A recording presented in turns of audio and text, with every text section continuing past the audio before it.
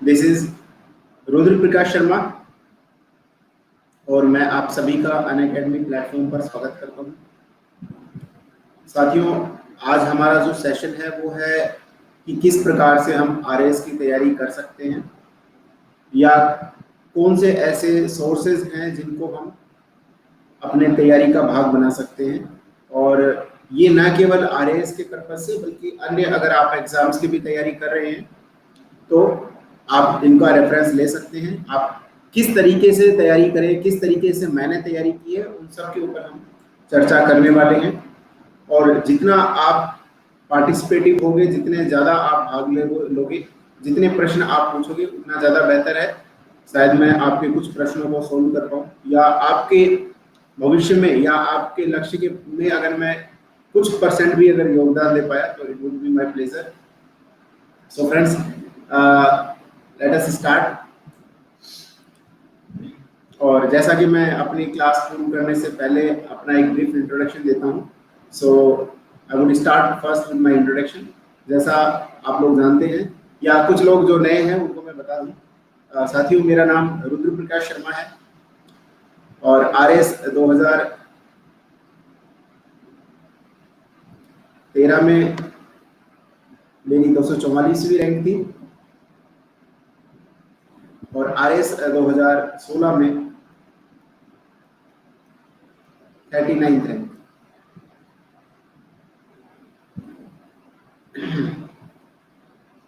So, ये platform भावनाओं को अभिव्यक्त करने के लिए नहीं है। कभी मिलके बात करेंगे इसके संबंध में तब। और ये वेलकम रामकिशोर एंड गिरीश का जो है ऑफिस टाइम पूरा हो गया। आप जो है वो तैयारी में लगेंगे, बैंक बंद हो चुकी है। फ्रेंड्स,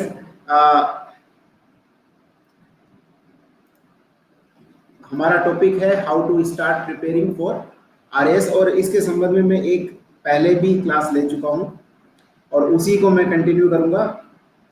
और मैं पिछली क्लास को थोड़ा सा रिवाइज करूंगा कि किस प्रकार से मैंने तैयारी की और कौन कौन सी ऐसी चीजें हैं जो आप अपने लक्ष्य में जो है यूज कर सकते हो ताकि आप अपने टारगेट तक पहुंच सको। बट बिफोर सेइंग एनीथिंग, मैं एक चीज जरूर कहना चाहूंगा। कई बार क्या होता है कि हम उस तरीके से तैयारी नहीं कर पाते हैं जिस तरीके से हमें करना चाहिए या जितने एफर्ट हमें डालने चाहिए उतने एफर्ट हम नहीं डालते हैं। तो गहन सघन मनमोहक मंतरु मुझको आज बुलाते हैं, किंतु किए जो वादे मैंने याद मुझे वो आते हैं। अभी कहाँ आराम बता, ये मूक निमंत्रण चलना है। अरे अभी तो मिलो मुझको चलना है। रॉबर्ट फ्रोस्ट की ये लाइनें हैं और हरिवंश राय बच्चन ने इनको लिखा है। कई बार क्या होता है कि हम अपने कुछ क्षणिक आराम के लिए और जो है जो महत्वपूर्ण हमारा समय है उसको गवा देते हैं। बहुत सारे ऐसे लोग होंगे जीवन में जिनके पास शायद वो काबिलियत थी कि वो एक अच्छा मुकाम हासिल कर सकते थे, लेकिन शायद उन्होंने अपने कुछ समय के ऐशो आराम के लिए अपने महत्वपूर्ण क्षणों को गवा दिया। बाद में केवल पछताने के उनके पास में कुछ नहीं रहता। तो आप ऐसे sir one question, current affairs कब से कवर करना स्टार्ट करना चाहिए? Virendra ji, current affairs RAS के लिए राजस्थान का जो है वो मैं तो 2-3 साल का जो है तैयार रखता था। वैसे भी आरएएस की तैयारी आप स्टार्ट करते हो तो 3 साल तो नॉर्मल है।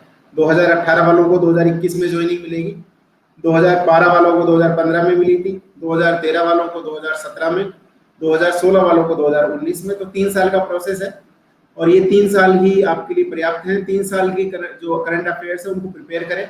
कई बार क्या होता है कुछ स्कीम्स ओवरलैप करती हैं या उनमें अमेंडमेंट हो जाता है, ठीक है। तो जो पिछली जो स्कीम्स थी अगर उनको निरस्त कर दिया गया है, नहीं अभी कोई जरूरी नहीं है शिवानी, बट मे बी अभी पिछले 4-5 सालों का तो यही ट्रेंड है। बाकी कुछ कह नहीं सकते। आरपीएससी के बारे में एक बात निश्चित है कि कोई चीज निश्चित नहीं है, ठीक है।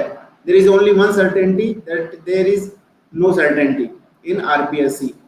तो वो ऐसी चीज है जिसके ऊपर हम कुछ कर नहीं सकते। एग्जाम में यूजुअली पिछले कितने टाइम के आते हैं इन प्री एंड मेंस।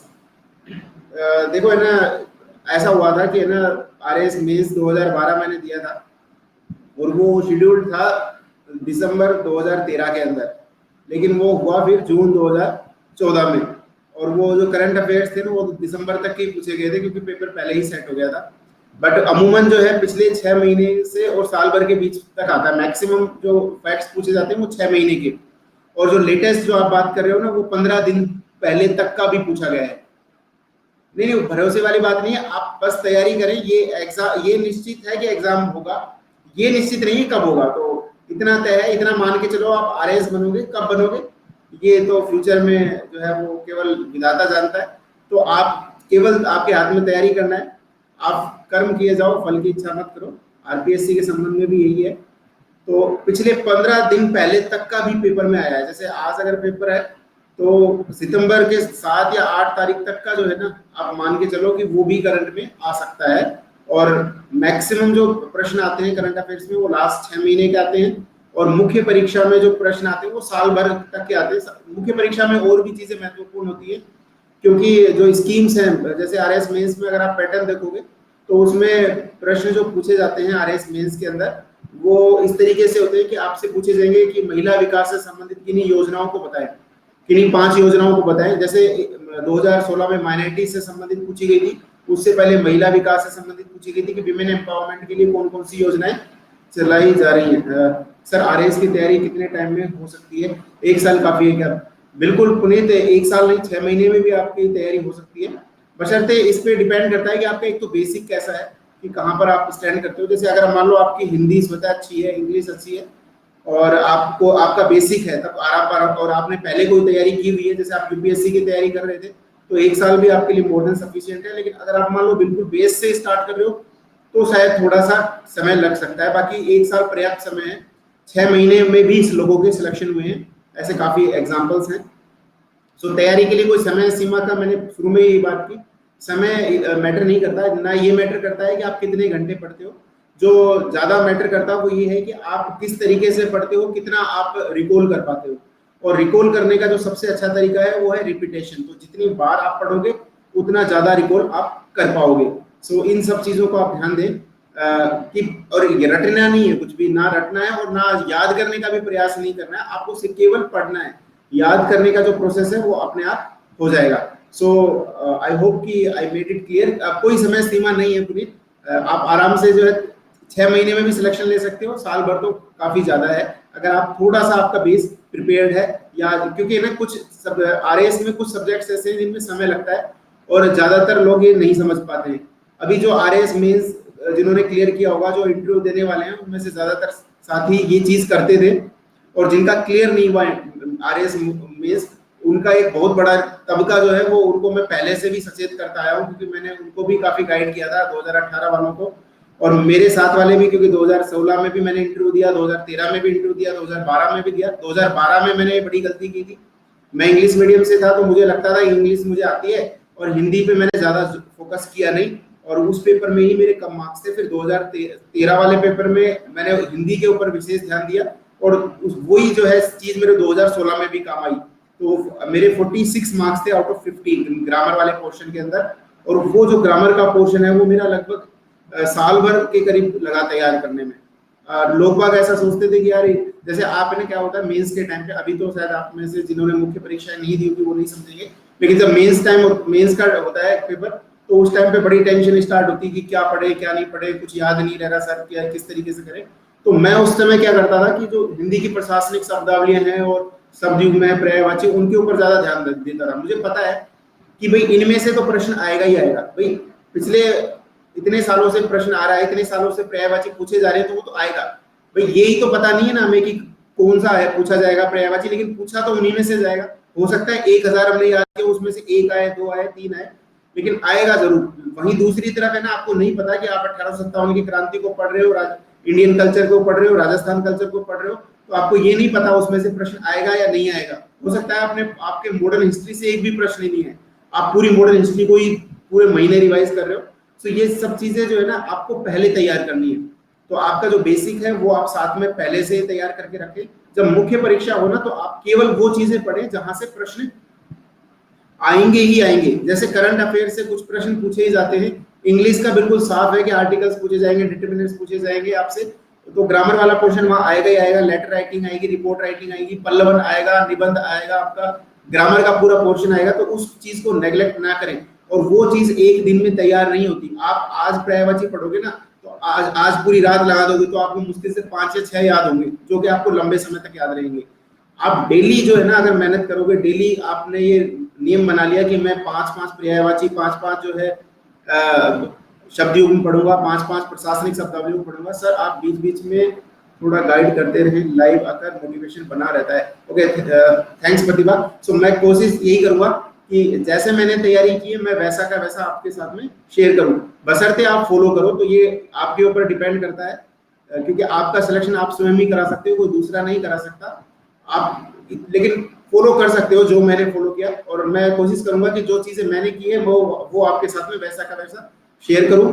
पूर्व में भी मैं यही बात कहता रहा हूं, मैं आपको रिडंडेंट या अनावश्यक बहुत सारी किताबें नहीं लिखवाने वाला। जितनी भी किताबें आप मार्केट से उठाने वाले हो, या जो काम आप कर रहे हो, वो काम मैं ऑलरेडी कर चुका हूं। तो मुझे पता है कि कहां पर किस चीज को पढ़ना है और किस चीज की आवश्यकता है। अगर कोई चीज की जरूरत होगी तो मैं वो केवल वही चीज बताऊंगा।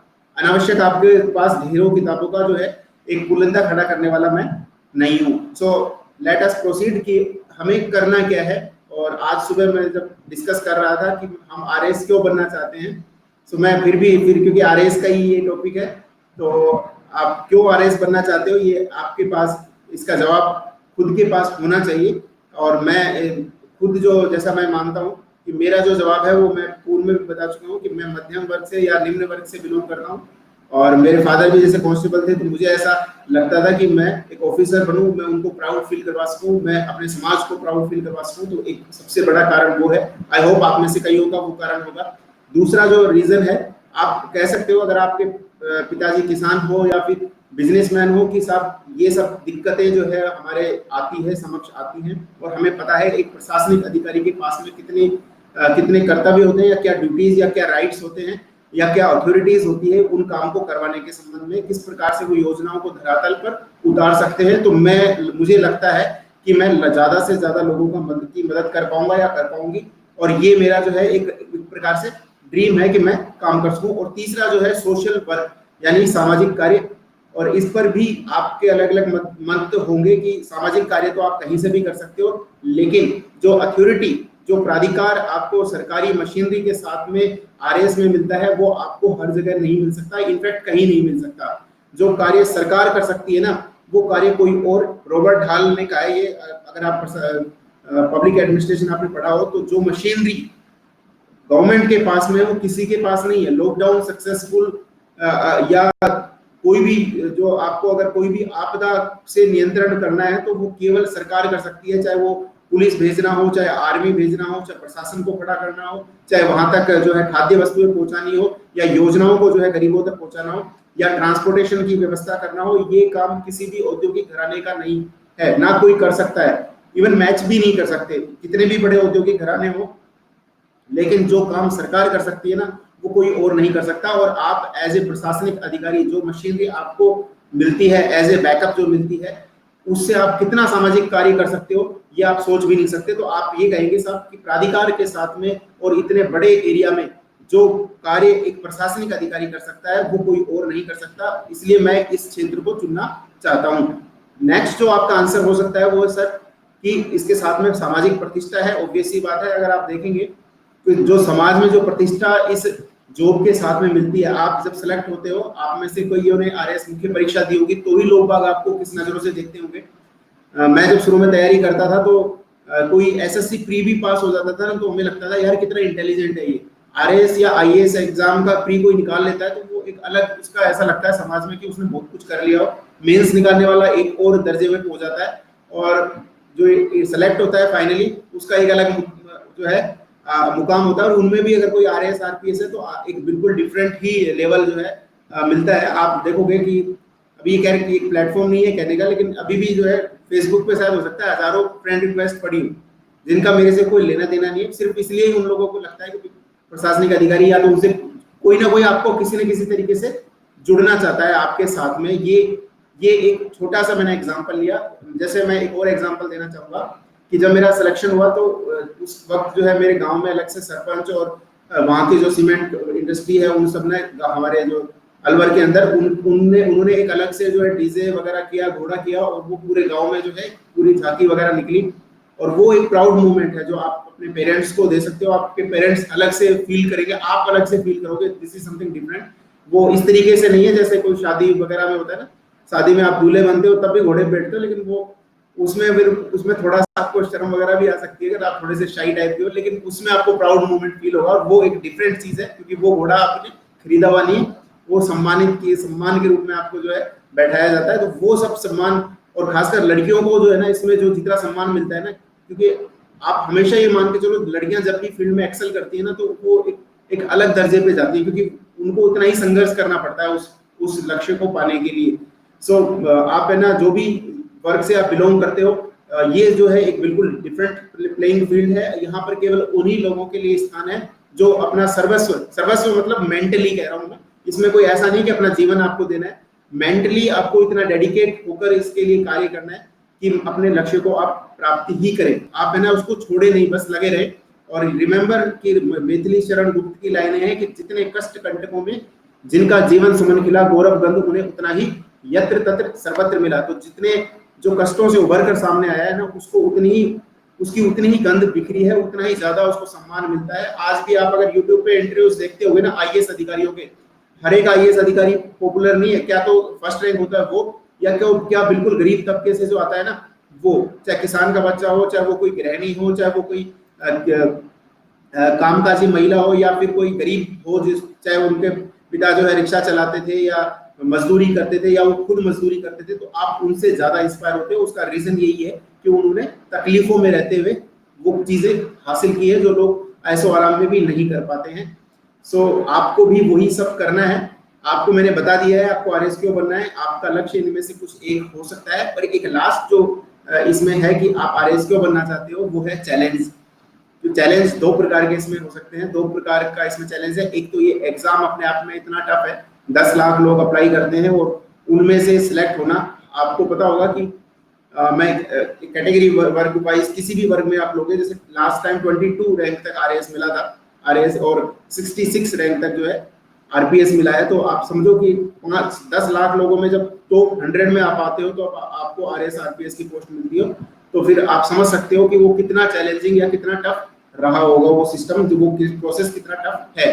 तो एक चैलेंज तो ये कि आप प्री मेंस और इंटरव्यू क्वालिफाई करके आपका फाइनल सिलेक्शन होता है, और दूसरा जो है वो चैलेंज आता है आपकी नौकरी शुरू होने के बाद, क्योंकि ये इतना डाइवर्स फील्ड है, आपको विभिन्न प्रकार के कार्य करने पड़ते हैं। एक आरएएस अधिकारी के रूप में आपको विकास के कार्य करने पड़ते हैं। मैं आपको बता दूं जो थोड़े से नए हैं कि आरएएस जो होता है एसडीओ उसको हम बोलते हैं, ठीक है, सब डिविजनल ऑफिसर। तो एसडीओ जब वो विकास के कार्य करता है तो वो डेवलपमेंट ऑफिसर होता है। दूसरा वो जब डिवीजन मजिस्ट्रेट के काम करता है, यानी कि लॉ एंड ऑर्डर मेंटेन करने का काम करता है, तो उसको हम बोलते हैं एसडीएम। इसी प्रकार से वो एक फेस होता है सरकार का फेस होता है, जनता में जो भी सरकार की योजनाएं हैं उसको लेके जाता है, डिजास्टर मैनेजमेंट का काम करता है, रेवेन्यू कलेक्शन का काम करता है, और सरकार की योजनाओं को जनता तक पहुंचाता है, और जनता की भावनाओं को, उनकी वैल्यूज को सरकार तक पहुंचाते हैं, जो अल्टीमेटली पॉलिसीज के रूप में आपको देखने को मिलता है संसद में या विधानसभाओं में।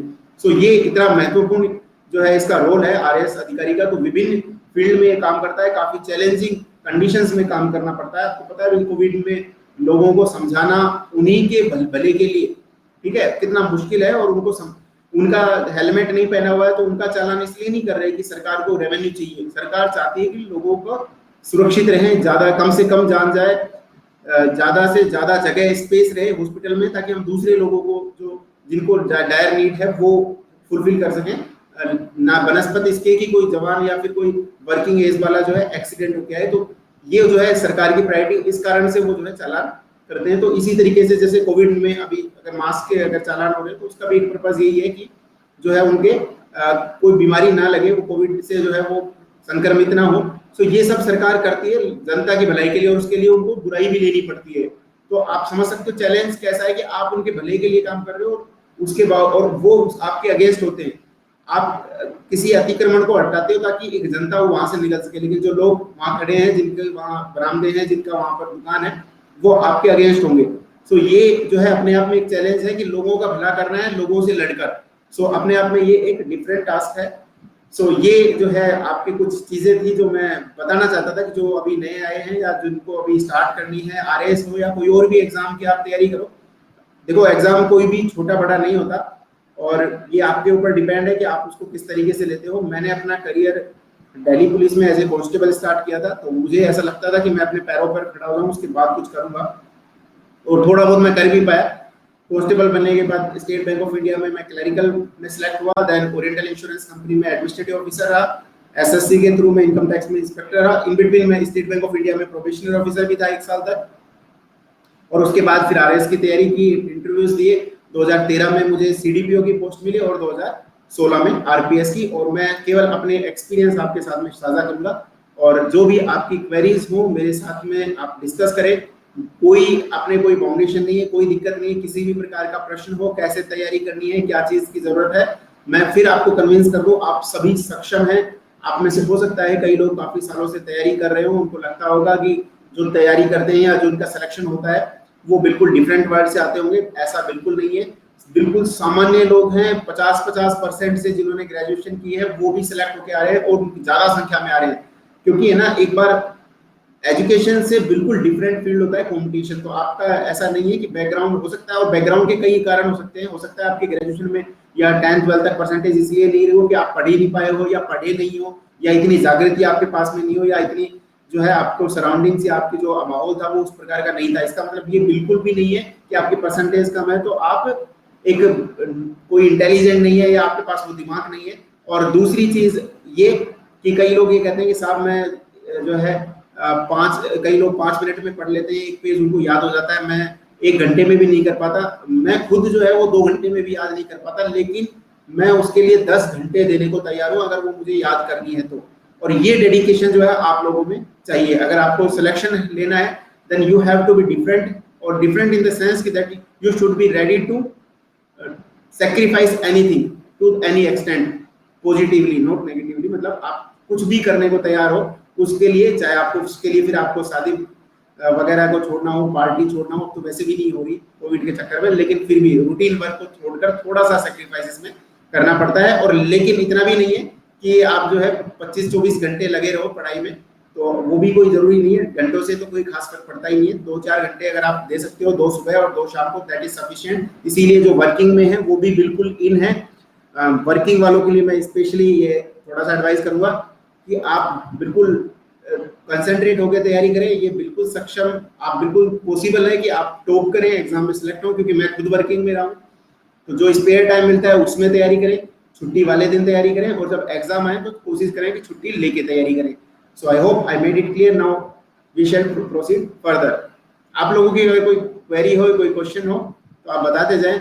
मैं कोई कहानी नहीं कह रहा हूँ। सर एक बार ये बताओ, एग्जाम के टाइम में क्या पढ़े और क्या नहीं, स्मार्ट तरीका बताओ। ठीक है, वो भी मैं साथ के साथ में बताता जाऊंगा रामकिशोर कि स्मार्ट तरीका क्या है। मैंने शुरू में ही बताया कि जो प्रश्न आने की ज्यादा संभावना है आप उनके ऊपर ज्यादा कंसंट्रेट करें। आप ये देखें कि जो आप पढ़ रहे हैं क्या वास्तविकता में उसमें से आने की संभावनाएं ज्यादा हैं या नहीं है, और उसके आधार पर आप जो है तैयारी करें। सो फ्रेंड्स, ये मैंने अपना इंट्रोडक्शन आपको ऑलरेडी दे दिया है, फिर भी मैं आपको बता दूं, रुद्र प्रकाश शर्मा मेरा नाम है, और आरएएस 2016 में 39th रैंक थी, और 2013 में 244। मैंने लास्ट टाइम भी यही बात की थी कि हम कौन कौन सी बुक्स को रेफर कर सकते हैं। मैं ये आरएस प्री ना करके भी अगर मैं ये कहूँ ना आरपीएससी की तैयारी के लिए आपको कोई बुक रेफर करनी है तो भी आपके लिए वो बराबर है। तो ये आरपीएससी के किसी और भी एग्जाम की आप तैयारी कर रहे हैं, चाहे वो 1st ग्रेड हो, 2nd ग्रेड हो, 3rd ग्रेड हो, टीचर हो, राजस्थान पुलिस कांस्टेबल हो, सब इंस्पेक्टर हो, सब में सेम बुक चलने वाली है, सब में सेम तरीका है, क्योंकि प्री का जो पैटर्न है वो बिल्कुल सेम है। ऑब्जेक्टिव टाइप एग्जाम आने हैं, नेगेटिव मार्किंग रहती है 1/3। तो मैं आरएस के संबंध में बता दूं आपको, 150 क्वेश्चंस आते हैं, 150 आते हैं और 1/3 होती है नेगेटिव मार्किंग। ठीक है, तो आपको उसी हिसाब से अटेम्प्ट करने हैं। लास्ट में कोशिश करूंगा, टाइम रहेगा तो किस प्रकार से हम अपने अटेम्प्ट्स को बढ़ा सकते हैं, कितने और किस तरीके से हम मैक्सिमम मार्क्स गेन कर सकते हैं। मेरे मार्क्स मैं बता दूं आपको, 2012 में ऑब्जेक्टिव टाइप जो प्री, क्योंकि ऑब्जेक्टिव टाइप होता है, तो 281 मार्क्स थे मेरे आउट ऑफ 400, और कट ऑफ था उस साल 218 जनरल में। और 2013 में जो प्री है उसके अंदर मेरे 105 मार्क्स थे आउट ऑफ 200, कट ऑफ था 61 जनरल का, और 2016 वाले में मेरे थे 125 मार्क्स आउट ऑफ 200, और कट ऑफ था उस साल 78। ठीक है, और इंग्लिश मीडियम से मैं रहा हूँ, लेकिन प्री में तो कोई खास फर्क ही नहीं पड़ता, आपने इंग्लिश से पढ़े हो चाहे हिंदी से पढ़े हो। मैंने हिंदी की बुक्स पढ़ी थी, क्योंकि हिंदी में ज़्यादा मटेरियल अवेलेबल है, ज़्यादा ऑथेंटिक मटेरियल अवेलेबल है। सो ये पर्याप्त है। और इसके अलावा मैंने 2018 वाला भी दिया, उसमें भी मेरे अबाउ 100 मार्क्स थे। मुख्य परीक्षा मैंने नहीं दी, क्योंकि सर हमारा सिलेक्शन हो चुका था, और फिर मैं अनअकैडमी पे भी जो है 2018 वालों को थोड़ा सा गाइड कर रहा था, तो मुझे दोनों में से एक चुनना था, क्योंकि खास हासिल करने को मेरे पास था नहीं। सो 4 बार जो है मैंने ये एग्जाम दिए हैं, चारों बार मैंने क्वालिफाई किए और अच्छे मार्क्स से ऑलमोस्ट 150% मार्क्स आए। उसका रीजन ये नहीं है कि मैं इंटेलिजेंट हूँ, उसका रीजन ये है कि मैंने थोड़ा सा स्मार्ट वे में तैयारी की। मैंने उन चीजों के ऊपर ध्यान दिया जहां से प्रश्न ज्यादा आते हैं और बार बार पूछे जाते हैं। तो इसके लिए आप एक काम करें, मैं पिछली क्लास में भी यही बात कर रहा था कि आप एक क्वेश्चन बैंक रखें अपने पास में। दिशा 2020 का ले सकते हो, बेटर है उसमें, क्योंकि वो डिस्क्रिप्शन भी दिया हुआ है क्वेश्चन के साथ में। और या मूमल का ले लें, या वागीशा का भी आता है। इसके अलावा मार्केट में जो भी आपको जो भी पसंद है वो खरीद लाओ। क्वेश्चन बैंक से मेरा अभिप्राय है पिछले सालों के जो क्वेश्चंस आए हुए, केवल आरएएस के नहीं, आरएएस ऐसा कहीं पर भी नहीं लिखा हुआ है, या ऐसा कहीं पर भी नहीं है कि जो प्रश्न आरएएस में आता है वो टीचर में नहीं आता है, या वो कांस्टेबल में नहीं आता। इनफैक्ट कांस्टेबल में टफ क्वेश्चन आ जाते हैं और आरएएस में सिंपल क्वेश्चन आ जाते हैं। सो क्वेश्चंस रिपीट होते हैं, क्वेश्चंस किसी में भी कोई सा पूछा जा सकता है।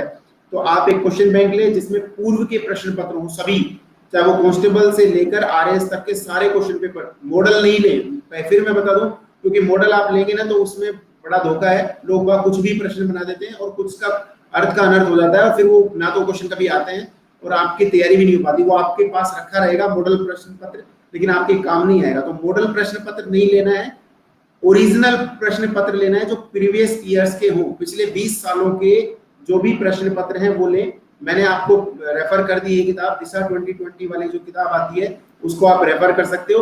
इनफैक्ट अनअकैडमी पे भी काफी एजुकेटर्स ऐसे हैं जो पिछले सालों के क्वेश्चन पेपर्स को डिस्कस करते हैं, तो आपको क्लासेस भी देख सकते हैं। बाकी मेरा तो ये मानना है कि आपको एक कोई भी बुकलेट लिए और उसको रिपीटेडली पढ़ें, तो आप तकरीबन है ना 15 से 20 दिन आप सिर्फ इसी को पढ़ें। जब स्टार्ट करें आप जीरो से अगर आप स्टार्ट करें, आपने आज तैयारी स्टार्ट की है, तो आप जो है केवल क्वेश्चन पेपर्स देखें। आपको ऐसा लगेगा एक बार तो कि यार मुझे कुछ आता ही नहीं है, मैं केवल क्वेश्चंस क्यों देखूं। सो मेरा कहना माना केवल क्वेश्चंस देखें, कोई मतलब नहीं अपने को कि क्या है क्या नहीं है, किस तरह बेसिक है नहीं है, केवल क्वेश्चंस देखें। 15 से 20 दिन रोज 4 से 5 घंटे पढ़ें, और मार्क एक अपना पास में मार्कर या एक रेड पेन रखें, जैसे मेरे पास ये रेड पेन है, और आप जो भी क्वेश्चन पढ़े जो आपको याद नहीं हो रहा, जिसको आपको लगता है कि यार ये टफ है, इसका फैक्ट कठिन है, तो उसको इस तरीके से उसके ऊपर गोला कर लें। बाकी क्वेश्चंस को आप आगे बढ़ते जाएं। सपोज आपकी बुकलेट में 5000 क्वेश्चंस है, हो सकता है आपको 4000 क्वेश्चंस नहीं आते हो, या आपको ऐसा लगता है वो याद नहीं हो रहे हैं, तो उनके ऊपर गोला कर लें। उसके बाद दोबारा उनको 5-5 बार रिपीट करके पढ़ें, जोर जोर से बोलें। जोर से इतना नहीं कि माइक लगा के बोलना है, अपने रूम में रहें, आराम से कंसंट्रेट करके बोलें अपने दिमाग को अच्छी तरीके से। फिर मैं बता दूं, आपके दिमाग में जितनी शक्ति है ना, जितना जो पावर है याद करने की, जो स्मरण शक्ति है, वो अनपैरेलल्ड है। आपको खुद को नहीं पता होगा कि आपको कितनी चीजें आती हैं, बस आपने वो चीज रिपीट की है, क्योंकि बचपन से आप रिपीट करते आओ तो अनकॉन्शियसली या कॉन्शियसली वो चीज अंदर आ गई है। अब आपको वही चीज कॉन्शियसली याद करना है, तो आप रिपीट करें। जो चीज आपको आज कठिन लग रही है ना, जब आप उसको 20 बार रिपीट कर लोगे ना, आई एम श्योर कि आपको वो थोड़ी थोड़ी जानी पहचानी लगेगी, और जब आप 30-40 बार रिपीट कर जाओगे ना, तो वो आपको बिल्कुल आसानी से आ जाएगी। फिर आप जो है ना चित्रकला शैलियों के ऊपर भी बोलोगे, स्थापत्य कला के ऊपर भी बोलोगे, जो चीज आप आर्ट्स के हो ना, तो आप साइंस के सब्जेक्ट्स के ऊपर भी बोलने लग जाओगे। सो ये कोई बिल्कुल डिफरेंट टास्क नहीं है, नॉर्मल लोग आराम से इसको कर सकते हैं और किया हुआ है उन्होंने। सो आप चीजों को रिपीट करें, क्वेश्चंस को रिपीट, पिछले सालों के जो क्वेश्चंस हैं उनको अच्छे से याद रखें। आप में से किसी का कोई प्रश्न आ नहीं रहा, आई होप आप लोग सुन रहे हो, और बीच बीच में जो है ना ऐसे अंगूठे और ये सब चलते रहने दिए, तो उसमें तो कुछ खास जाता भी नहीं। कई लोग साइलेंट लिसनर्स होते हैं, केवल ऑब्जर्व कर रहे होते हैं। तो मेरा तो ऑब्जर्वेंस क्या होगा, वो आप ही के बेनिफिट के लिए। मैं तो ऑलरेडी जो बनना था वो बन चुका हूँ, मैं सिर्फ केवल शेयर कर रहा हूँ आपके साथ में। सो आप, अगर आपको ऐसा लगता है कि मैं 1% भी आपकी हेल्प कर सकता हूँ मेरी प्रोफाइल के बाद, so it would be my pleasure. तो आप कोई भी प्रश्न हो वो जरूर पूछें, मुझे बड़ी खुशी होगी। Okay, thank you. तो मैं जो कह रहा हूँ, जो तरीका मैं कह रहा हूँ, बिल्कुल ये सिंपल लोगों के लिए, जो ब्रिलियंट है, देखिए दे कैन गो एनीवेयर। और मैं बता दूं, मेरे टॉप 50 में मार्क्स थे आरएस में, इनफैक्ट टॉप 30 में ही थे दोनों बार। तो जो भी है, इंटरव्यू में थोड़े से कम मार्क्स थे, तो उस कारण से मेरी रैंक जो है लास्ट टाइम कम थी, इस बार ठीक ठाक सी रही। सो ये जो है चीजें आप भी हासिल कर सकते हो, अगर मेरा जैसा सामान्य विद्यार्थी हासिल कर सकते हैं, तो आप लोग तो बड़े इंटेलिजेंट हो। अब तो ऑनलाइन जमाना है, आज के आधुनिक युग के हो, सब लोग बिल्कुल सक्षम हो सब चीज करने के लिए। मैं जो करता था वो मैं आपको बता रहा हूँ, मैं चीजों को रिपीट करता था। इसके बाद क्या किया, मान लो आपने फिर पढ़ा 5-5 बार, सर फास्ट डिवीजन कम टाइम में, हाँ फास्ट डिवीजन कम टाइम में आप रिकॉर्डिंग करें अपने मोबाइल फोन में, सबके पास ऑडियो रिकॉर्डिंग होती, ऑडियो रिकॉर्डर होता है, ऑडियो में रिकॉर्ड करें प्रश्न पत्रों को, जो भी क्वेश्चन पेपर, बोलते जाएं बोलते जाएं बोलते जाएं, उनको रिकॉर्ड कर लें। मुश्किल से 4000 क्वेश्चन को बोलने में 3 घंटे लगेंगे हद मार के, और एक ही बार तो बोलना है जीवन में, एक बार में रिकॉर्ड कर लिया 3 घंटे में। अब उसको फास्ट फॉरवर्ड मोड पे स्टार्ट करें, पहले 1.25, फिर 150, फिर 175, फिर 200, फिर 2.5 पे भी आपको समझ में आएगा अपनी भाषा। ठीक है, 2.5 मतलब है 2.5 टाइम्स रिपीट, वो स्पीड में उसको सुने, तो आपका जो 3 घंटे का रिकॉर्ड किया हुआ है वो तकरीबन 1.5 घंटे में रिवाइज हो जाएगा, 1 घंटे में रिवाइज हो जाएगा। आप कभी शाम को पार्क में घूमने जा रहे हो तो आपका रिवीजन चल रहा है, खाना बना रहे हो तो रिवीजन चल रहा है, मैच देख रहे हो तो रिवीजन चल रहा है। सो आपका कोई भी टाइम वेस्ट नहीं होगा, और आप 1 घंटे में 3 घंटे का काम कर रहे हो, और आप जितना रिपीट करोगे वो क्वेश्चंस याद हो जाएंगे। और इससे फायदा ये है कि तकरीबन 40 से 50 क्वेश्चन जो है आरएस प्री में या अन्य किसी भी एग्जाम में 1/3 तो होंगे ही होंगे मिनिमम। राजस्थान में जो भी है, राजस्थान से संबंधित आते हैं, जो कि रिपीट होते हैं 40 to 50 क्वेश्चन। अब आप ये सोचो कि अगर 70% क्वेश्चन आपको रिपीटेड मिल रहे हैं, तो आपको कहाँ पढ़ने की जरूरत पड़ रही है। लेकिन ये सब आपको सिर्फ है ना, देखते ही आप टिक मारोगे कि है ना, अच्छा ये प्रश्न आया हुआ है, और ये नहीं भी आया ना, तो आपको पैटर्न का तो पता रहेगा कि ये इस तरीके के क्वेश्चंस आते हैं। आपको भी बेसिक भी नहीं पता है कि राजस्थान में क्या है क्या नहीं है, कितनी योजनाएं हैं, कौन सी नदी है, कितना रेगिस्तान एरिया है, कि पहाड़ी क्षेत्रफल कितना है, कौन सा पहाड़ कौन से जिले में है, कौन सी उनकी कितनी ऊंचाई है, या राजस्थान में कौन सा उद्योग पनप रहा है, या कितनी भेड़े गाय हैं, पशु हैं, लिंगानुपात, सबका कोई आपको डिटेल में कुछ भी नहीं पता। उसके बावजूद भी आप जो है सक्षम है 70% क्वेश्चन को करने में। लेकिन यहाँ पर मैं छोड़ने वाला नहीं हूँ कि आप केवल क्वेश्चन बैंक को पढ़ के निकल जाए, क्योंकि आपको तो आरएस बनना है, केवल आरएस प्री एग्जाम तक नहीं निकलना है। और मैं प्री में भी बताऊंगा कि किस तरीके से हम अपने अटेम्प्ट्स को बढ़ा सकते हैं। तो पहले उसी पे हम चर्चा करते हैं कि हम किस तरीके से अपने अटेम्प्ट्स को बढ़ा सकते हैं। देखो, ये एक आपको पता होगा ना कि शेयर मार्केट में जो पैसा लगता है, वो कहते हैं कि शेयर मार्केट में इन्वेस्ट करो। धोनी का भी ऐड आ रहा है कि क्रिकेटर तो पैसा लेके कुछ भी बोल देते हैं। तो मैं तो जो है ना क्रिकेटर भी नहीं हूँ, तो मैं सिर्फ वो चीज बोलूंगा जो मैंने की हुई है, लेकिन रिस्क आपकी है। जैसे शेयर मार्केट में होता है ना सब्जेक्ट टू मार्केट रिस्क, तो वैसे ही आपकी भी रिस्क है। लेकिन फिर भी मुझे आज तक नुकसान नहीं हुआ है, इतने सारे एग्जाम मैंने दिए होंगे, तो मैं वो चीज आपके साथ में शेयर करता हूँ कि किस प्रकार से जो ऑब्जेक्टिव टाइप एग्जाम है उसमें आप ज्यादा से ज्यादा स्कोर कर सकते हो, ज्यादा से ज्यादा मार्क्स ले सकते हो। इसका, क्योंकि इन सब चीजों को जस्टिफाई करने के लिए मुझे कुछ जो है टेक्निकल चीज बतानी पड़ेगी, तो वो मैं बता देता हूँ। एक लॉ ऑफ प्रोबेबिलिटी है, मध्यकाल में जो है प्रोबेबिलिटी डेवलप की गई, प्रायिकता, मैथमेटिक्स का ये टॉपिक है। और प्रायिकता प्रोबेबिलिटी जो है ना, वो उसमें जब स्टडी की गई तो उन्होंने ये देखा कि मान लो मैं एक सिक्के से ही स्टार्ट कर दूं कि एक सिक्के में या तो हेड होगा या टेल होगा, ठीक है। अब ये जो है ना लॉ ऑफ प्रोबेबिलिटी ये कहती है कि आप अगर सिक्का उछालोगे और आप एक चीज मांगोगे, तो हेड की प्रोबेबिलिटी या टेल की प्रोबेबिलिटी जो है ना 1/2 होगी, यानी 50%। यानी कि 2 ऑप्शन जब होते हैं हमारे पास में, तो 50% चांसेस है कि वो करेक्ट होगा, ठीक है। अगर हम इसी सैंपल स्पेस को जब बढ़ा देते हैं, सैंपल यानी कि ज्यादा अगर डेटा ले, तो वो जो सैंपल स्पेस है ना, वो 4 से 6 में टिकता है कहीं जाकर। हो सकता है आपने 4 बार हेड बोला हो, टेल आ गया हो, लेकिन हो सकता है नेक्स्ट 3 बार में हेड ही आया हो, फिर टेल आया हो, फिर हेड आया हो। तो यानी कि 4 से 6, अगर आपने 10 क्वेश्चंस ऐसे हैं जिनमें आप 2 ऑप्शंस को काट सकते हो, ठीक है। अगर आप दो ऑप्शंस काट सकते हैं आसानी से, जैसे मैं एक क्वेश्चन में आपके सामने रखता हूं, एम पावर। कुछ लोग आप में से जानते होंगे, mitigating poverty in western Rajasthan, ये स्कीम है, राजस्थान के पश्चिमी जिलों में ये चलाई जा रही है, विशेषकर जो बॉर्डर एरियाज में रहते हैं, रेगिस्तानी इलाकों में रहते हैं, वहां से गरीबी उन्मूलन की योजना है। Mitigating poverty in western Rajasthan, यानी पश्चिमी राजस्थान में गरीबी का उन्मूलन करना। अब मान लो एम पावर में कुछ राज्यों में, कुछ जिलों में चलाई जा रही है ये योजना।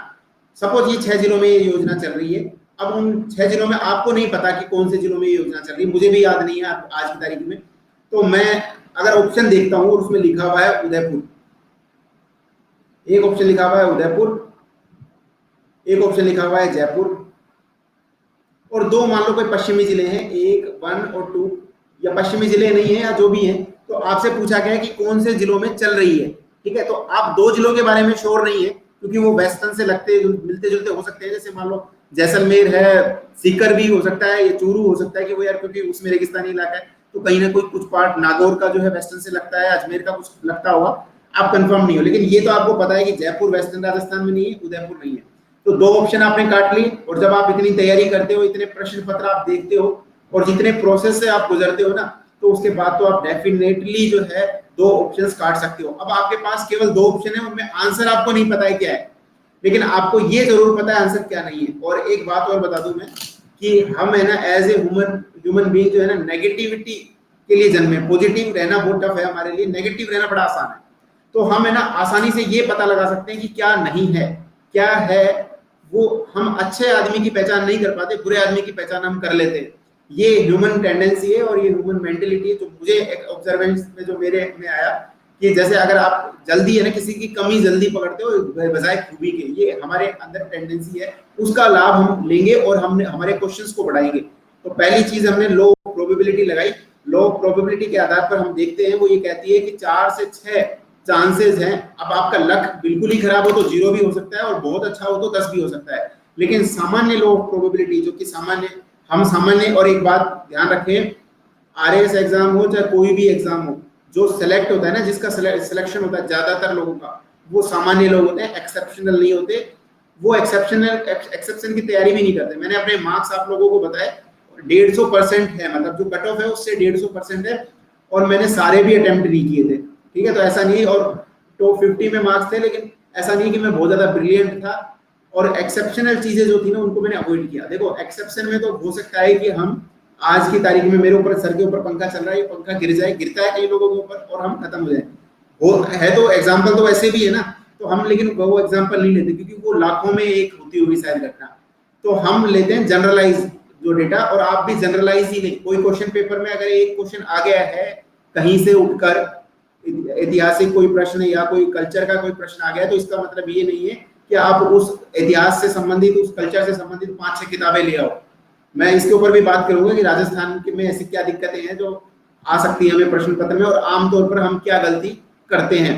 तो इस चीज को आप ध्यान दें, हमें केवल सामान्य चीजों को सोचना है, एक्सेप्शनल चीजों को नहीं सोचना है। तो हम ये मान के चले कि सामान्यतः 4 से 6 प्रश्न ऐसे होंगे जो ठीक होंगे, ब्लाइंड अगर आप भरोगे तो भी, ब्लाइंड भरोगे तब भी। अब आप सोचो कि आपके पास 2 ऑप्शन आपने काट दिए हैं, 2 ऑप्शन आपके पास में है। अब आपको मैं लोअर लेवल पे ले जाता हूँ कि 4 ही ठीक है, आपके 6 हो तो बहुत ही अच्छे, और 6 आपके हो गए गलत। अब इनकी 1/3 हम नेगेटिव कर लेते हैं, यानी कि 2। तो आपके -2 हो जाएंगे, इसमें से 4 में से -2 करेंगे तो अपने पास कितना आता है, 2। तो यानी कि 2 पॉजिटिव आ रहा है, और 2 का मतलब है 2 × 1.33 मार्क्स का जो है आरएस का प्री का होता है। तो आपके 2.66 आपके मार्क्स जुड़ रहे हैं, और 0.66 में लोग बाग जो है कोर्ट में खड़े रहते हैं 0.02 के लिए। तो ये जो है आप ऐसा कर सकते हो, बिल्कुल संभव है। मैं जो है इसको अप्लाई करता था, 100% वो क्वेश्चन अटेम्प्ट करना चाहिए जहां आप 2 ऑप्शंस को काट सकते हो। एक ऑप्शन तो आप हमेशा काट सकते हो, हमेशा, इस बात को आप हमेशा ध्यान रखें, एक ऑप्शन तो आप हमेशा काट सकते हो। और मैं उन क्वेश्चंस को भी करता था जहां पर एक ऑप्शन को काट सकते हैं, क्योंकि वही लॉ ऑफ प्रोबेबिलिटी ये कहती है, अगर आपने 4 क्वेश्चंस किए और 4 में 4 ऑप्शन है तो 0.25 जो है उसकी प्रोबेबिलिटी है किसकी, सही होने की, और 0.75 है गलत होने की। लेकिन इंडिविजुअली अगर हम देखें ना तो हर एक की चांसेस है 0.75 गलत होने का इंडिविजुअली, और इंडिविजुअली हर एक का चांस है 0.25 करेक्ट होने का। लेकिन हम लक के ऊपर जाते हैं तो ये मानते हैं अगर 4 क्वेश्चन हमने अटेम्प्ट किए हैं तो आपके अगर एक भी सही हो गया तो आपका 0 आ जाएगा। लेकिन ऐसा होता नहीं है, नेगेटिव मार्किंग हमारी चली जाती है इस चक्कर में। तो आप उस क्वेश्चन को बिल्कुल ना करें जिसमें एक भी क्वेश्चन अटेम्प्ट नहीं कर सकते। उस क्वेश्चन को आप जरूर करें जहां पर आप एक भी ऑप्शन को काट सकते हैं। मैं आज तक नुकसान में नहीं रहा, और मैंने ऊपर ऊपर लिखा है it is subject to risk. ऊपर ये देखो, ये आपके रिस्क पे है। कहीं आप कहोगे साहब उस आदमी ने मेरे को फंसा दिया, मेरे को कुछ बता दिया और मैं तो साहब इतने सारे नेगेटिव कर, होता ये है कि जब हम पेपर अटेम्प्ट करके आते हैं ना, तो बाद में हमें लगता है जो सही हो जाते हैं वो तो हमें आते थे, और जो गलत हो जाते हैं ना वो कहते हैं कि साहब ये तो 50% तो आ ही गया था और शिट मैं गलत कर है। लेकिन ऐसा नहीं है, ये जो लो प्रोबेबिलिटी है ये इसी तरीके से काम करती है। तो जहां पर आप एक भी ऑप्शन को काट सकते हो, और मैं यकीन से ये कह सकता हूं कि आप 90% क्वेश्चंस को अटेम्प्ट कर सकते हो। मैंने आरएस में 135 से 140 क्वेश्चन अटेम्प्ट किए हर बार, चार बार जो अटेम्प्ट किए। 2012 में तो 100 ही हुआ करते थे, 2013, 2016, 2018, और मैंने 135 से 140 के 10 क्वेश्चंस मैंने अटेम्प्ट नहीं किए जिनके बारे में मैं बिल्कुल नहीं जानता था, बिल्कुल मतलब मेरे को कोई आइडिया नहीं था, तो मैंने उनको नहीं छेड़ा। बाकियों में मैंने जहां पर एक ऑप्शन को मैं काट सकता था वो मैंने किया, और उसके लाभ ये मिला कि मेरा हमेशा जो कट ऑफ से ज्यादा ही मार्क्स रहे। अब ये आपके ऊपर डिपेंड है। देखो 2 वाले तो मैं 100% कहूंगा कि जहां आपने 2 काटे हुए वो आप अटेम्प्ट करें, आपको निश्चित रूप से अटेम्प्ट करना है। जहां आप एक काट सकते हो वो भी आप अटेम्प्ट कर सकते हो, दैट डिपेंड्स ऑन यू कि आप कितनी रिस्क ले सकते हो इसमें। लेकिन मुझे कभी भी दोस्त आप मत देना, मैं सिर्फ अपना एक्सपीरियंस बता रहा हूँ कि किस तरीके से मैंने जो है मार्क्स प्राप्त किए थे। सो आप अभी मैंने आपको बताया कि आप पिछले सालों के क्वेश्चन पेपर्स को लेंगे, उनको पढ़ डालें जम के, और अब इसके बाद में आप आए बेसिक बुक्स के ऊपर। तो बेसिक बुक्स में जो हिंदी मीडियम वाले हैं और जो इंग्लिश मीडियम वाले हैं वो एक ही बुक को रखें, हिंदी की ही बुक रखनी है। इंग्लिश वालों को भी आप ध्यान रखें, जो इंग्लिश मीडियम के हैं वो हिंदी की ही बुक को पढ़े राजस्थान के संबंध में, क्योंकि राजस्थान अपने आप में पहले से ही इतनी टफ है। टफ मतलब होती है टिपिकल टफ इन दैट, क्योंकि ना उसमें तथ्य ज्यादा हैं, और कुछ तथ्य भी क्या है कि संस्कृति से संबंधित है। जैसे जो चीज हम ये कहते हैं ना कि ये जो है जैसे टीका होता है, किसी जगह मांग उसको बोला जाता है, जो सर पे रखा है बोरडा भी बोला जाता है, ये एक्चुअली में राजस्थानी भाषा है। जो महिलाओं का जो टीका होता है ना, ये राजस्थानी भाषा है एक्चुअली में, और हमें ऐसा लगता है ये शब्द कहाँ से आ गया। तो पश्चिमी राजस्थान में इसको कुछ बोलते हैं, दक्षिणी राजस्थान में इसको कुछ बोलते हैं, पूर्वी राजस्थान में इसको कुछ बोला जाता है, और हिंदी में कुछ बोला जाता है, और वही हमारे लिए जानकर जंजाल हो जाता है। तो वास्तविकता में वो नॉलेज नहीं है, वो भाषा है, सेम चीजें हैं, लेकिन अलग अलग जगह पर अलग अलग तरीके से उसे बोला जाता है। अलग अलग तरीके से, जैसे ऊंट के बच्चे को कहीं पर कुछ बोला जाता है, कहीं पर कुछ बोला जाता है, ऊंट को कहीं पर सांडे बोला जाता है, तो कहीं पर कुछ और बोला जाता होगा। तो ये सब चीजें जो है जगह विशेष पर मैटर करती है। तो आपको कहीं पर भी एक तो लैंग्वेज पढ़ने की जरूरत नहीं है, और इनके चक्कर में ही नहीं जाना है कि राजस्थान में वो कितना डीप हम पढ़ सकते हैं। जो जितना ज्यादा डीप पढ़ा है राजस्थान को, उसका उतना ही कम चांसेस है सिलेक्शन होने के, खासकर आरएएस में। तो आरएएस में कोई भी ऐसा व्यक्ति नहीं होता सिलेक्ट जो पीएचडी किया हुआ हो राजस्थान के संबंध में। जनरल चीजें हमें आनी चाहिए, जो कि मेरे पास, मुझे इंग्लिश मीडियम का मैं विद्यार्थी था, मुझे आती थी। मैंने शुरू में इंग्लिश से स्टार्ट किया, मुझे समझ में नहीं आई, मैंने 3-4 किताबें इंग्लिश की खरीदी, क्योंकि उन्होंने हिंदी से ही इंग्लिश में डब किया हुआ था, और वो तथ्य भी उसमें गलत थे, वो इंटरेस्टिंग तो बिल्कुल ही नहीं थी, क्योंकि मुझे एक तो कोई कहानी वानी उसमें होती नहीं है, सारे फैक्ट ही फैक्ट होते हैं, तो आपको एक पेज में ही नींद आ जाएगी। तो ऐसी गलती बिल्कुल ना करें। राजस्थान पैनोरमा ले सकते हो, लक्ष्य राजस्थान ले सकते हो, दोनों बुक अच्छी है, या कोई और बुक जो भी आपको मार्केट में अच्छी लगे एक बार पढ़ लें। उसकी लैंग्वेज यदि आपको सेट हो रही है, आपको लग रहा है कि यार मैं ये पढ़ सकता हूँ, वो खरीद लें और उसी को पढ़ें। तो आपने एक काम तो ये किया है कि पहले की जो प्रश्न पत्र है वो आप लगभग 1 महीने उसकी मेहनत करके आए हुए हो।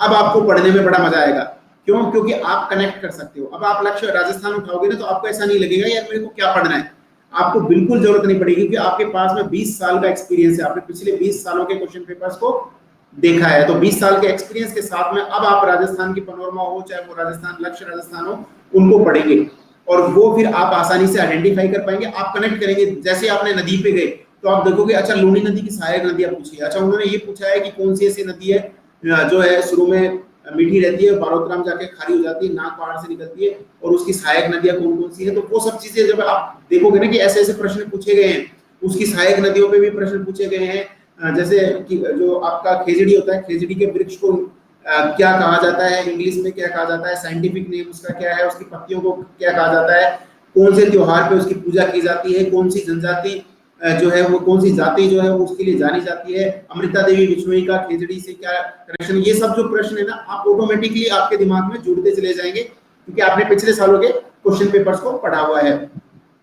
देन उसके बाद हम देखते हैं राजस्थान अध्ययन। राजस्थान अध्ययन 9 से 12 जो है क्लास में चलती है, नई भी आ रही है, पुरानी भी आ रही है, कोई सी भी ले लो, कोई खास इससे लेना देना नहीं है। अपने को बस बेसिक के लिए पढ़ना है। जब आप ये 2-3 बुक पढ़ लोगे तो राजस्थान अध्ययन पढ़ने में आपको मुश्किल से चारों किताबें पढ़ने में 5 से 10 दिन लगेंगे, हद मार के।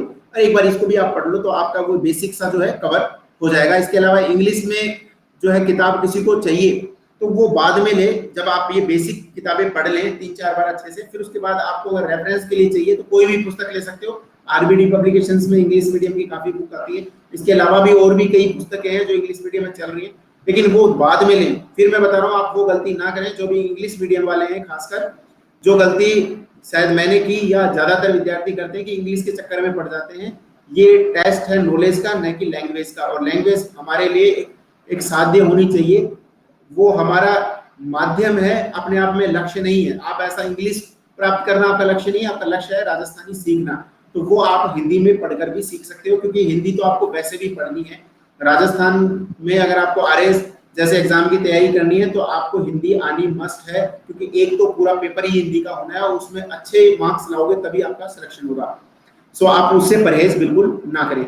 इसके अलावा जो है सिखवाल की आती है राजस्थान थ्रू मैप्स, तो मैप्स के माध्यम से राजस्थान का आप अध्ययन कर सकते हो। ड्राफ्ट मैप अपने पास आप रखें, 100 के करीब मैंने यहाँ लिखे हैं, लेकिन जितने ज्यादा आप रख सके उतना बेहतर है। रोज आप ये टारगेट बनाए कि मेरे को जो है 5 से 10 जो है ड्राफ्ट बन रहे हैं, और खुद भी बनाए जो है ना, रफ स्केच बनाए और उसमें फिर जिलों को भरने का प्रयास करें। कहते कि मैं जो है ना बिल्कुल गंदा सा बनाने वाला हूँ, आप सब लोग इससे जो है अच्छा बना सकते हो।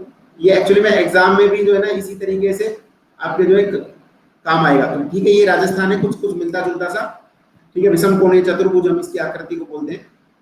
और ये जो है ना इस तरीके से आपको जो है ना ड्रॉ भी कर रहे हैं मेंस के अंदर भी। तो आप जैसे कई बार प्रश्न आया था शेखावाटी रीजन के ऊपर प्रश्न था, तो आप इसको ऐसे मार्क कर दो, ये शेखावाटी है, इसकी सभ्यताओं के बारे में बात करो तो पच्छी घोड़ी डांस हो गया, शेखावाटी भाषा इसमें बोली जाती है, रेगिस्तान है, इसके अंदर सभ्यताएं हैं, गणेश्वर और कातली और लूड़ी, जो भी नदी है, कातली नदी जो भाषा बोली जाती है, वहां से कौन सा उद्योग है, हवेलियों का संगीत, या शेखावाटी जो है जो डांस है या जो त्योहार है, वो सब इसमें भर सकते हो। कौन कौन सी इसमें गाय भैंस की प्रजाति है, वो सब इसके ऐसे मार्क करके और वो आप लिख सकते हो। ज्यादा इम्पैक्ट पड़ता है, ज्यादा मार्क्स इसमें मिलते हैं।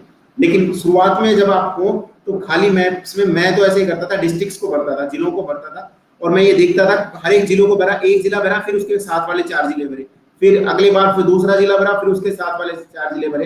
धीरे धीरे करके ना आपको पहला तो ये आइडिया हो जाना चाहिए कौन सा जिला कहाँ पर है। सारे हमारे 33 जिले आपको याद हो जाने चाहिए कि कौन सा किससे लगता हुआ है, क्योंकि एक प्रश्न तो इसी में से बन जाता है, हर बार बनता है कि कौन सा जिला है जिसकी सबसे लंबी सीमावर्ती सीमा है, कौन से जिले बॉर्डर एरिया से लगे हुए, कौन से मध्य प्रदेश से हैं, पंजाब से हैं, गुजरात से हैं, या हरियाणा से लगे हुए हैं, या उत्तर प्रदेश से लगे हुए हैं, कौन से जिले की सीमा सबसे ज्यादा जिलों से टच होती है, कौन सा अंतरस्थलीय जिला है जिसकी जो किसी भी स्थलीय किसी अन्य देश या अन्य राज्य से नहीं लगता है, कौन सा जिला ऐसा है जो चंद्राकार अर्ध चंद्राकार का है, दिल के जैसा है, कौन सा जिला ऑस्ट्रेलिया के जैसा दिखता है। आप अगर मैप को आपने बड़ा बनाया होगा ना तो वो प्रश्न ऐसे आएंगे, जैसे उदयपुर जो है शायद ऑस्ट्रेलिया जैसा उसका कुछ रूपरेखा है, तो ऐसे प्रश्न आए हुए हैं पूर्व में और वो आते हैं।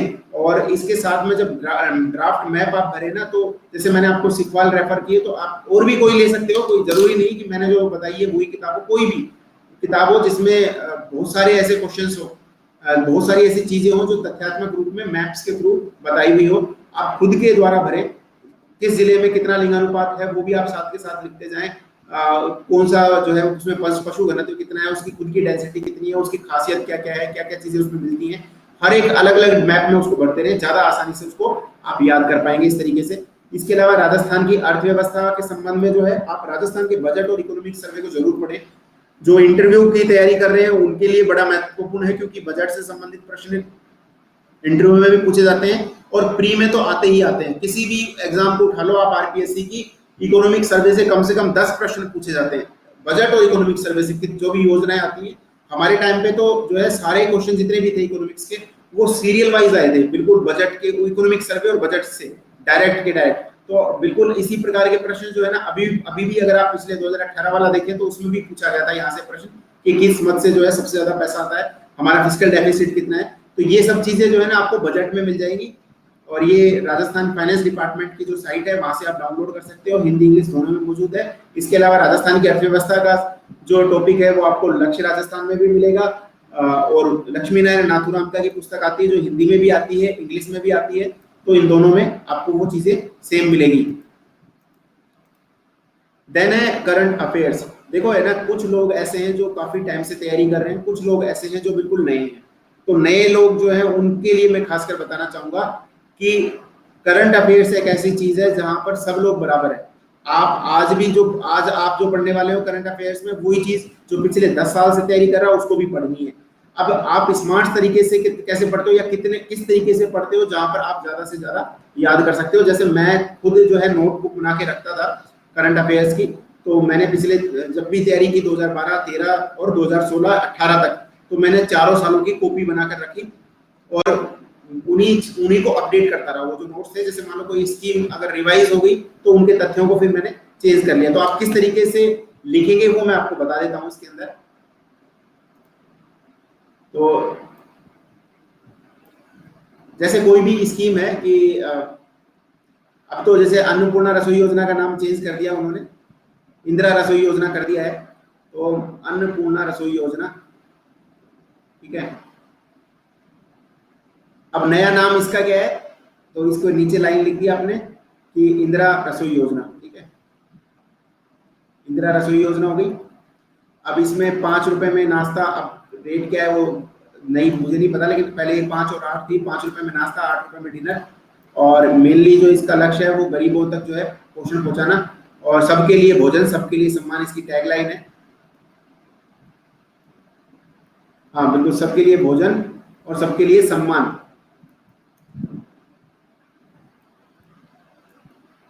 तो ये मैं एक तरीका बता रहा हूं आपको कि इस तरीके से जो है ना, आप ये आपने एक पॉइंट लिख लिया।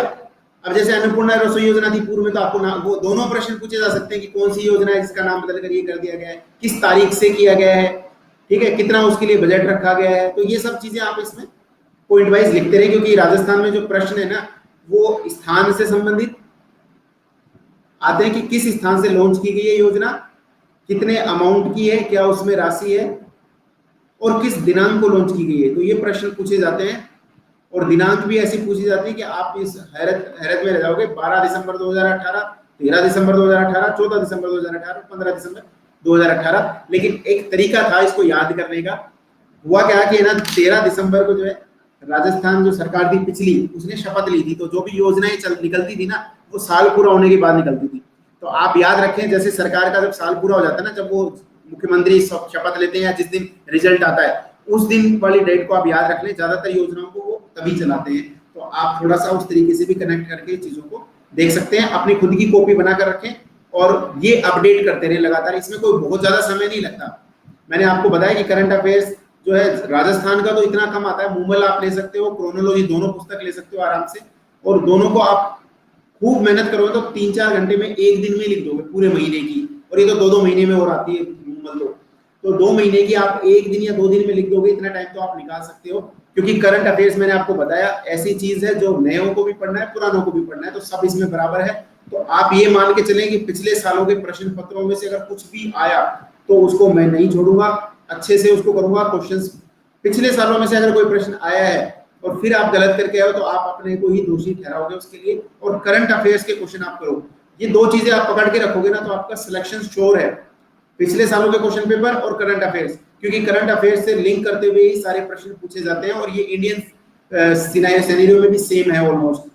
देन आप जो है राजस्थान की सूजस मैगजीन है तो वो आप पढ़ सकते हो। सूचना एवं जनसंपर्क विभाग द्वारा ये जारी की जाती है। उनकी साइट पर जाकर भी अपडेट कर सकते हो। बाकी कोई खास जरूरी भी नहीं है, आप चाहो तो इसको नेगलेक्ट भी कर दो। बट बाकी आपके पास अगर टाइम है तो बहुत बढ़िया है कि आप पढ़ो तो ज्यादा अच्छा है। देन इसके अलावा जो है ना, जो मेंस की तैयारी कर रहे हैं खासकर पॉलिटी के संबंध में जो डेटा है ना, एक तो फाइनेंस कमीशन की जो रिपोर्ट आती है अभी, जैसे 5th फाइनेंस कमीशन की रिपोर्ट जो आई है, 5th एफसी की रिपोर्ट, तो आपको वो फाइनेंस डिपार्टमेंट की साइट पे मिल जाएगी। तो वो आप जरूर पढ़ें। राजस्थान गवर्नमेंट की साइट पे, लोकायुक्त की जो साइट है राजस्थान गवर्नमेंट की, वो पढ़ें। उनके फंक्शन आप देख लेंगे। लोकायुक्त के बारे में हमारे टाइम पे काफी 10 नंबर का एक प्रश्न आया था लोकायुक्त के ऊपर, और वो वहां से फंक्शन उठा लो आप आराम से। साइट पे जाओगे, राजस्थान ह्यूमन राइट कमीशन की साइट पे जाओगे, उनका चेयरमैन का पता लग जाएगा आपको कि वर्तमान चेयरमैन कौन है और उसके अलावा उसके मेन फंक्शंस क्या हैं। इसी प्रकार से आरपीएससी की हिस्ट्री, आरपीएससी की साइट पे आप जाओगे तो वो मिल जाएगी। तो आपको कोई बहुत ज्यादा इसमें गणित नहीं लगाना। रिको की हिस्ट्री रिको की साइट पे मिल जाएगी, राजसिको की हिस्ट्री राजसिको पे मिल जाएगी। सारी चीजें जो है ऑनलाइन साइट्स पर उपलब्ध है। तो आप क्लिक करो, टॉपिक देखो। एक तो आप जो टॉपिक जो भी है, जो भी आप तैयारी कर रहे हो, जिस भी सब्जेक्ट की, जिस भी कंपटीशन की, तो उसका जो है सिलेबस बाइफरकेट करके रखें, उसका टाइम टेबल बना लें और एक एक टॉपिक को जो है लिखते जाएं। ठीक है, ऐसे टेबल बनाकर चिपकाए लें चाहे तो, या अपना एक अलग से रजिस्टर बना लें, टॉपिक देखते जाएं कि एक टॉपिक जो है ये टॉपिक है, इसके मेन सोर्सेज कहाँ से आए, कौन कौन से सोर्सेज है जो कवर करने हैं हमें, और जैसे ही वो कवर हो जाए तो उसके ऊपर टिक मार्क करते जाओ, दूसरा टॉपिक कवर करो, तीसरा करो, चौथा करो। और ऐसा ना हो कि कोई टॉपिक रह जाए, अदरवाइज फिर आपको एक साल जो है खराब हो जाएगा, अगले साल वापस से एग्जाम देना पड़ेगा। तो आप ऐसी कोई भी गलती ना करें।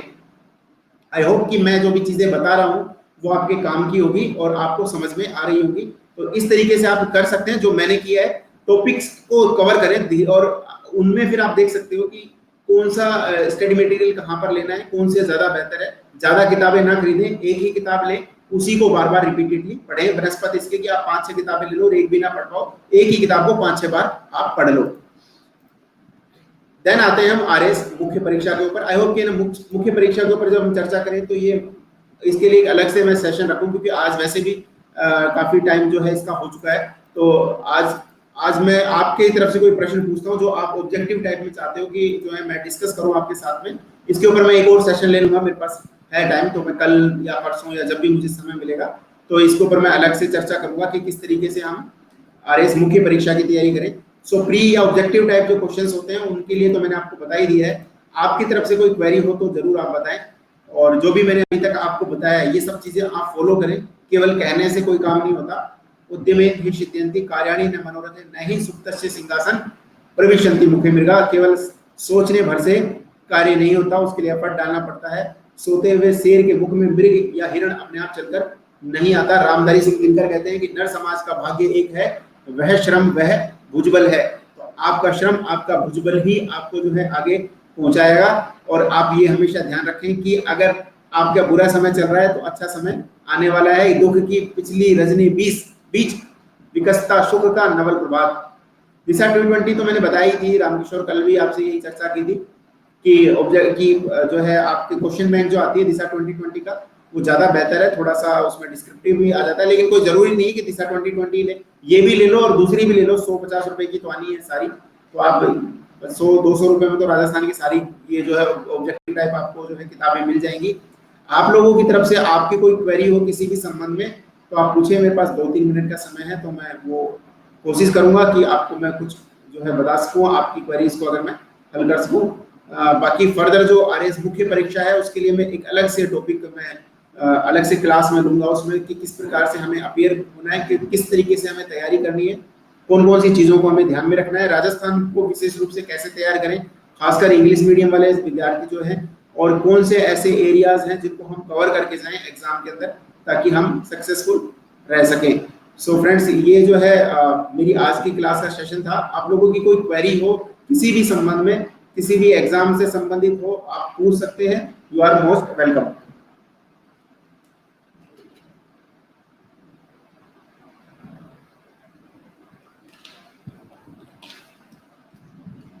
तो मैं ऐसा मानता हूं कि आपका जो है आज का कोई भी ऐसा डाउट नहीं है जो आप उचित समझते हो या पूछना चाह रहे हो। वैसे भी मैं कोशिश कर रहा हूं कि मैं चीज़ों को जो बेसिक है उससे लेकर चलूं ताकि आपको किसी भी प्रकार की कोई दिक्कत ना हो। तो आज की कक्षा को जो है मैं यही विराम करता हूं, लेकिन एक लास्ट जो है चीज़ और कह के जाऊंगा अभी, क्योंकि मैं एक शिक्षक के रूप में आपके साथ में हूँ, एक मार्गदर्शक के रूप में, या आप एक बड़े भाई के रूप में मान सकते हो, या दोस्त के रूप में आप मान सकते हो। तो मैं जो एक कार्य होता है, क्योंकि गोस्वामी तुलसीदास ने कहा है गुरु सचिव वैद्य तीनी जे प्रिय बोले ही भय आस राज धर्म तन तीनी होई व्यक्ति नाश।